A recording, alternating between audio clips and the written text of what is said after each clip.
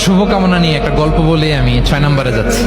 এক লোক মাগরিবের নামাজের আগে তার বন্ধুর জন্য দোয়া করতেছে, আল্লাহ আমার বন্ধুকে তুমি একটা সুন্দরী, রূপবতী, গুণবতী, নেককার, মুতিয়া, কানেতা, জামিলা, রায়া, একজন রূপবতী নেককার স্ত্রী দাও আল্লাহ। কতদিন ধরে তার বিয়েটা ঝুলে আছে, আল্লাহ তুমি ব্যবস্থা করে দাও, সুন্দরী নেককার আল্লাহ আল্লাহ। তো সে তো তার বন্ধুর জন্য প্রাণ ভরে দোয়া করতেছে, আর তার স্ত্রী ওয়াইফ পাশেই ইফতারি রেডি করতেছিল। এই দোয়া শুনে মহিলা তো তেলের ওখানে জ্বলে উঠছে, দৌড়ে আসে এবং যাই তুমি কিসের দোয়া করো, রাখো।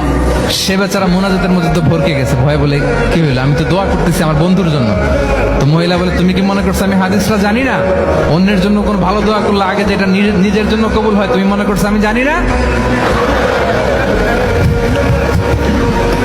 তুমি ভাবছো হাদিস শুধু তুমি একা জানো, আমি জানি না? না কি সব দোয়া করে এগুলা?